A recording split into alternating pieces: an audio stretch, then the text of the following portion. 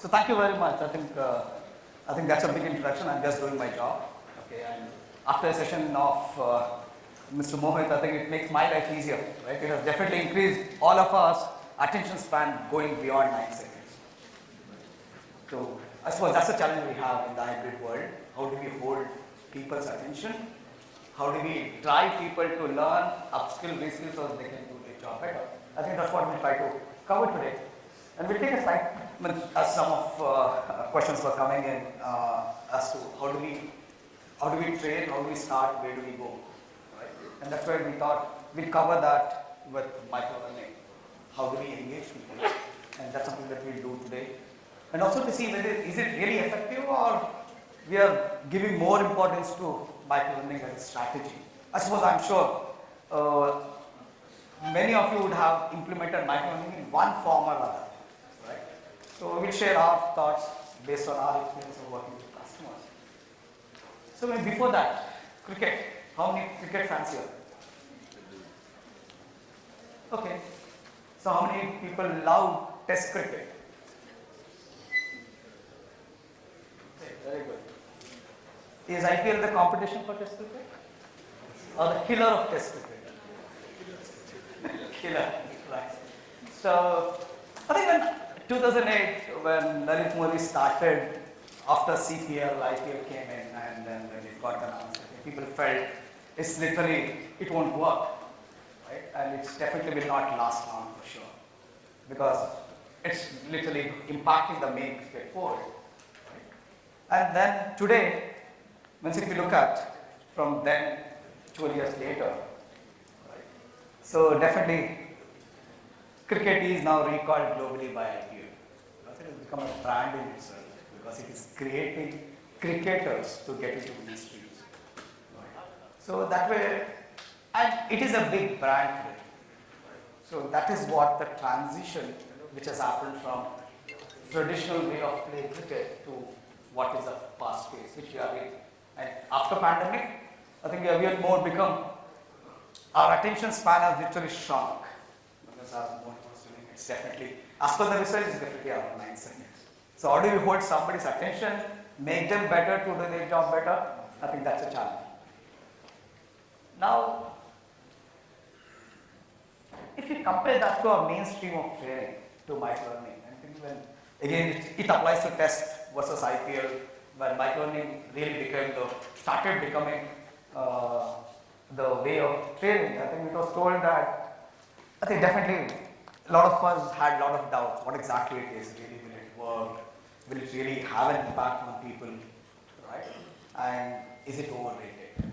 But today, if you see, I think that is where, and another challenge which you always had is, I think microlearning, earlier it was understood that, okay, let us take a big training, convert them to say 10 pieces, deliver that.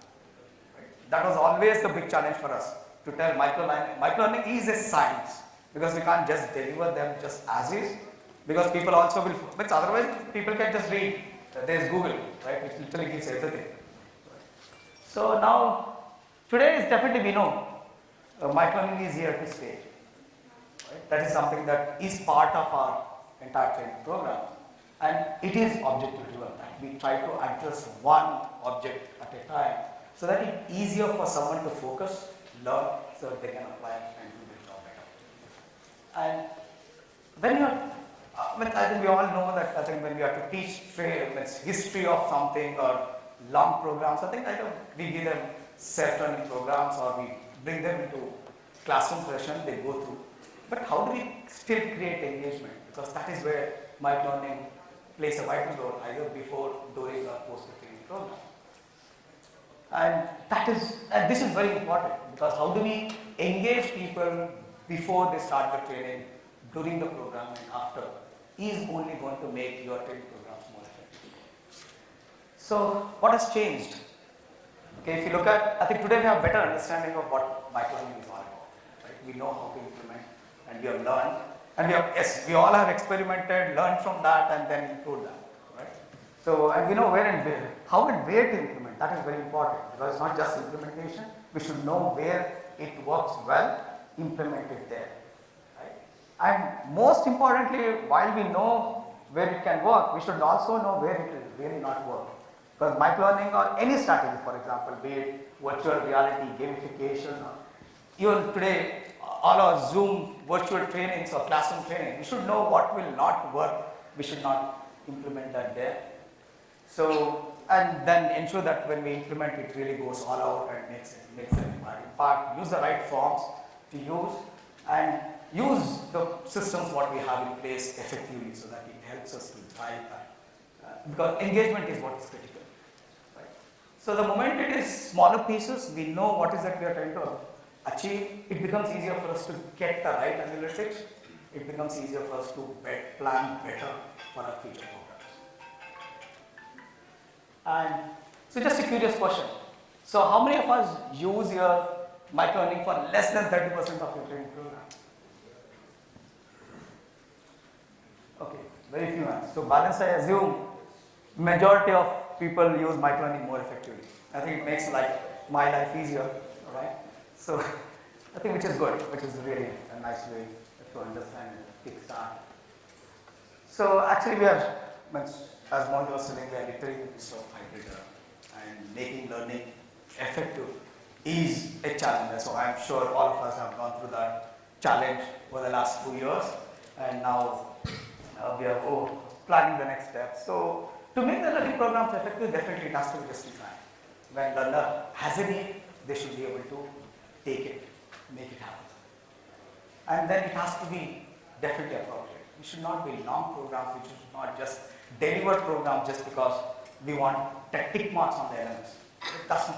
I suppose we have slowly gone away from that. We want more competent people. It's not just the completion status report that we have to prepare, okay, to submit to the management. It's more importantly, how do we now deliver more competent people to the business, because that's what is more important.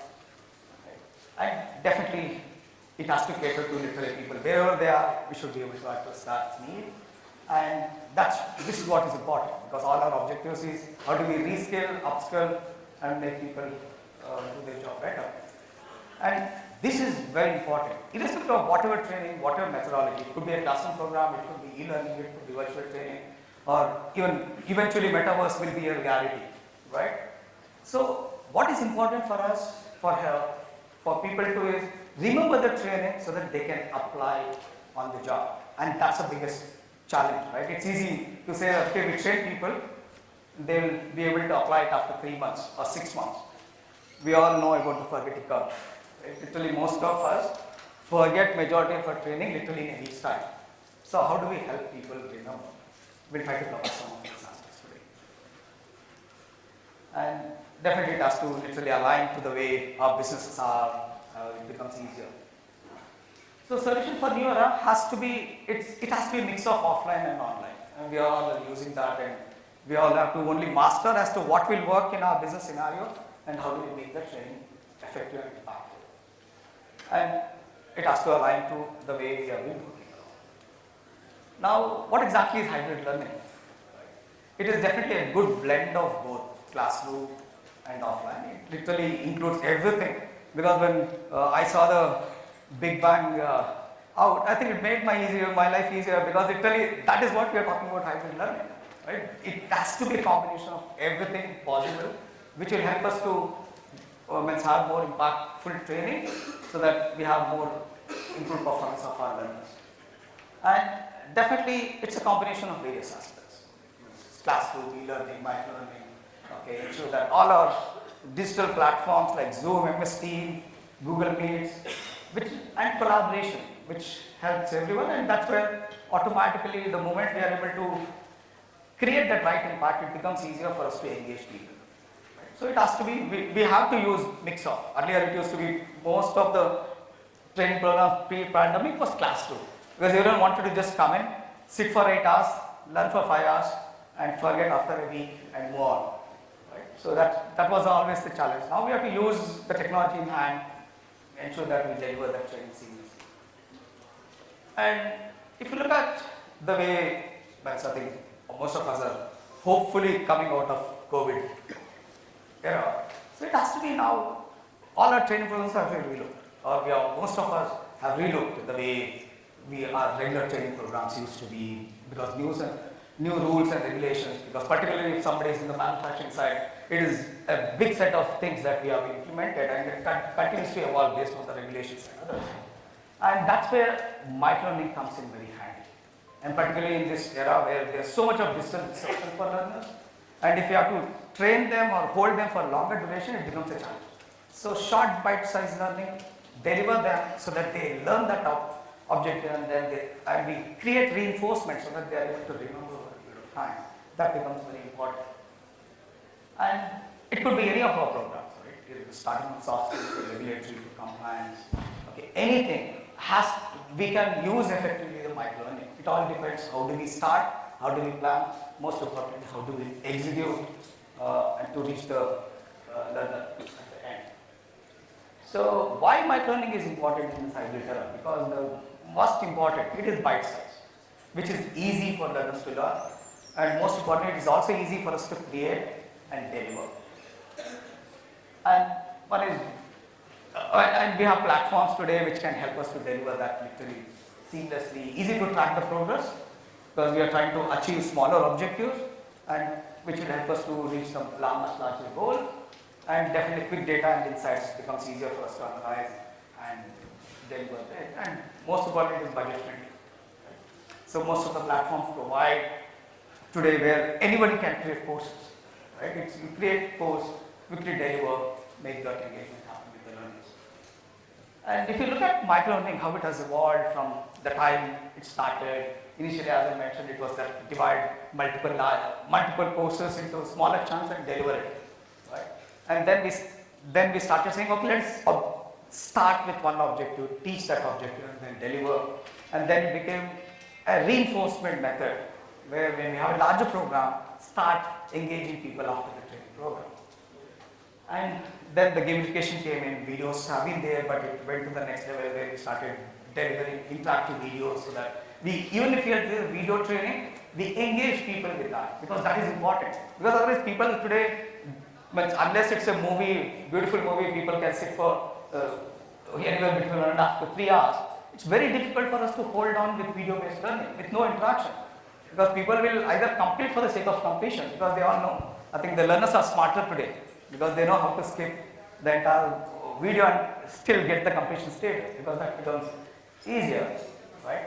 And most importantly today, it is definitely used to, as I told earlier, it's bite-sized learning, it becomes more impactful, where we can engage people across the life cycle. And other important aspect, I think what we have to use microlearning is for delivering continuous learning interventions. Just create that engagement throughout the life cycle of the training. And that is most impactful, because this is based on a lot of research, a lot of deliveries that we have made for organizations, and they are seeing that business impact happening. Because people definitely today prefer to learn in smaller chunks whenever they have time, wherever they need to learn.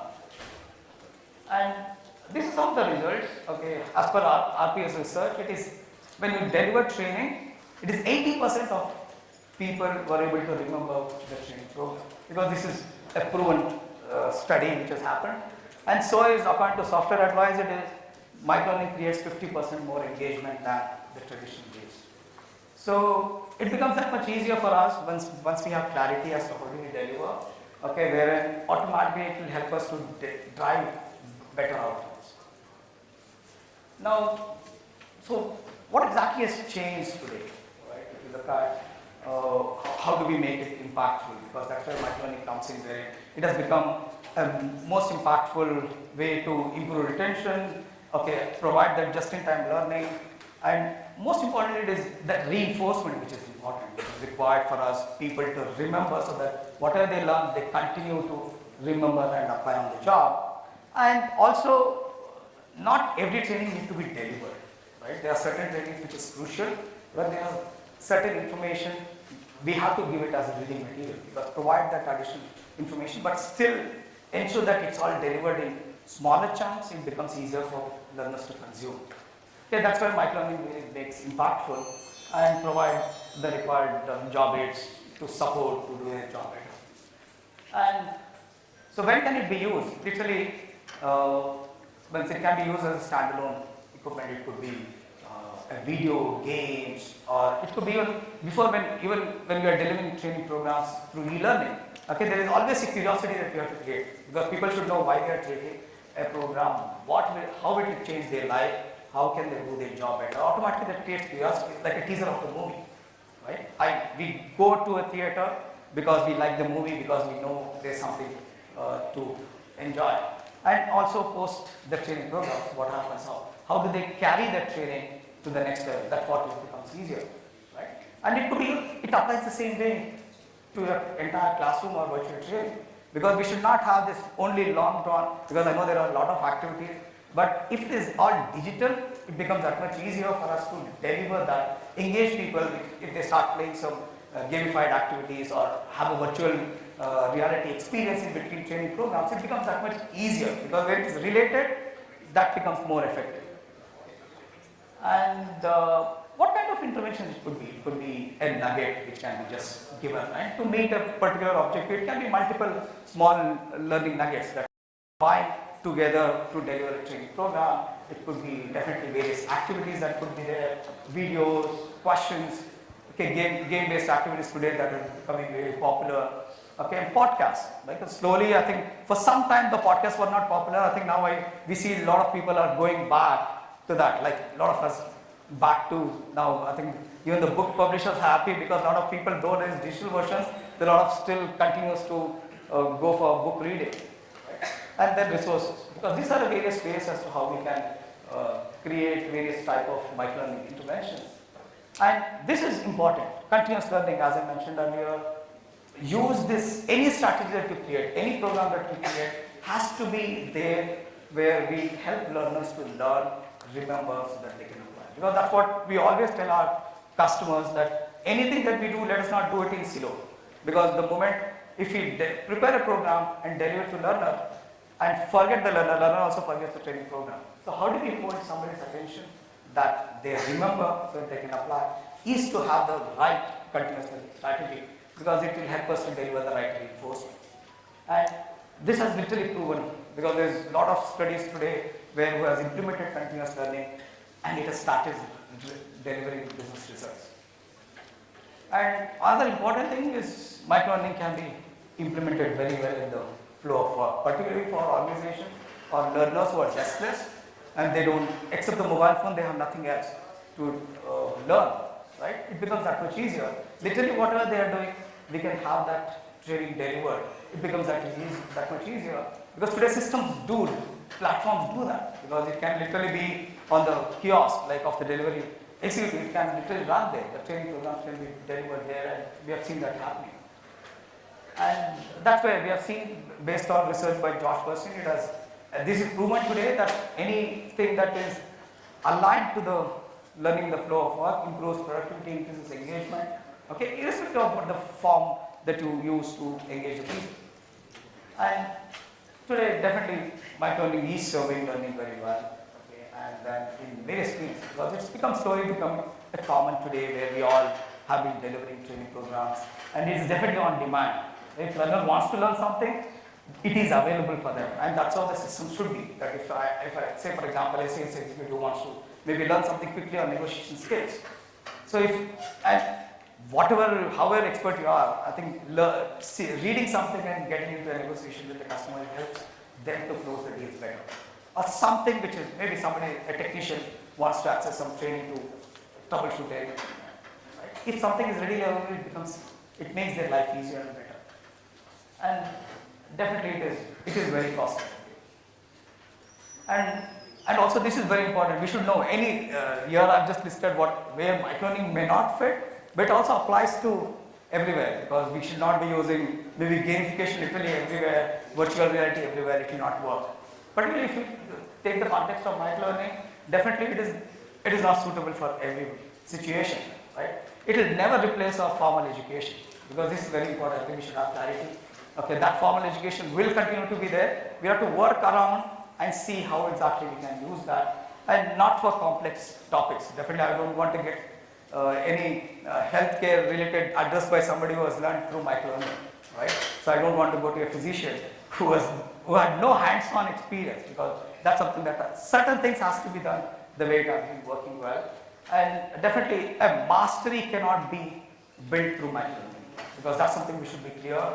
It should supplement before, during and after training programs, because that's how it becomes easier. And definitely it can be reused occasionally as a replacement for core training e-learning, but that's something that we have to just based on the way we have been, based on our business needs. And need for continuous learning, literally, it is applicable in every need which could be there, right? It could be all sorts of skills, be it digital skills, ethics, sales, product knowledge, compliance, or any type of training where we can really bring in our continuous learning experiences using microlearning as well as other training interventions effectively. And this is very important.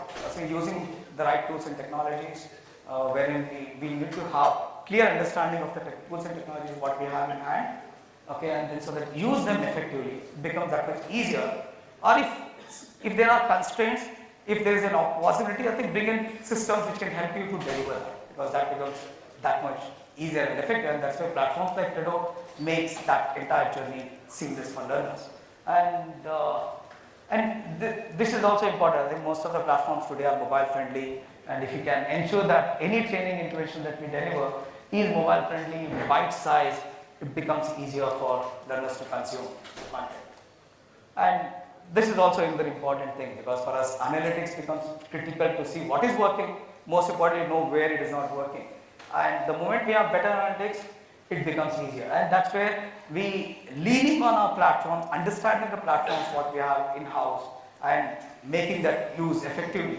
And so that's where here maybe I just give a small glimpse of what Credo is a platform. This is something which we just launched last year, and I'm happy to say Credo is the platform today is part of the top 20 in the world. It's a tech platform, literally 15 months old, but the kind of impact that it has we have managed to create globally is something that we are very proud of.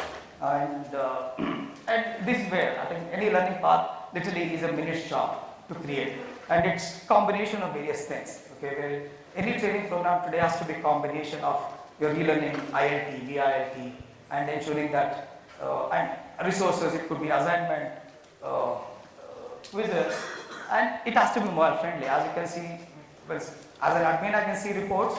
As a learner, I can also see the report, literally access it on the mobile phone. So anything that happens has to be seamless.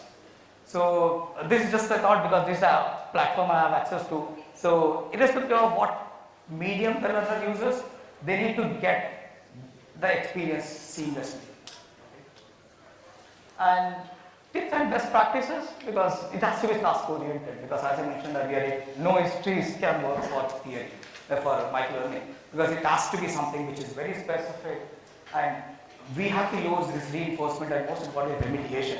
Right? If a learner, and particularly most of the times what happens is any of your training programs or e-learning, particularly what happens, we provide a learning, there are knowledge checks. If not, learner goes wrong, we give them another attempt, or we give them the right answer, then they move on.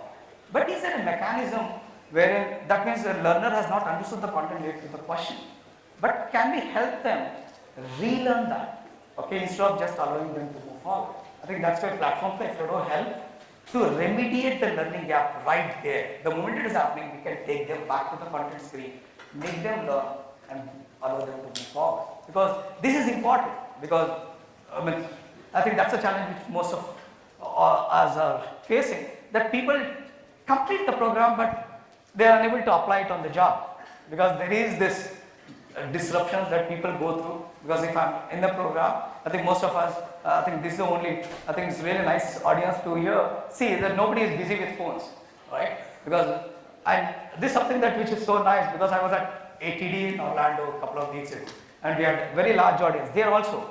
I think it's very important that how do we now create this with our learners, right? They do not, when they are learning, they better focus. That becomes a challenge, because unless they see value in whatever we are delivering, it becomes difficult for us to hold their attention. If somebody likes, like we are watching a Netflix series, if you like the story, we spend next maybe 10 hours literally following the story from beginning to end, all the episodes. Right? That is what is important. How do we create a theme? How do we hold attention? How do we ensure that curiosity is built across. I think that's what is very important. And definitely gamification and quizzes becomes easier, and we can use videos as and when required. And how do we build, because how do we build really micro-learning interventions with examples, just a couple of slides. But this is using Credo, where you can create really highly interactive content. I think most of the platforms do provide, it's all completely, anybody who knows Word, PowerPoint should be able to create these courses as visually rich right there in the platform. In literally an hour, they can build a beautiful micro-learning module and deliver.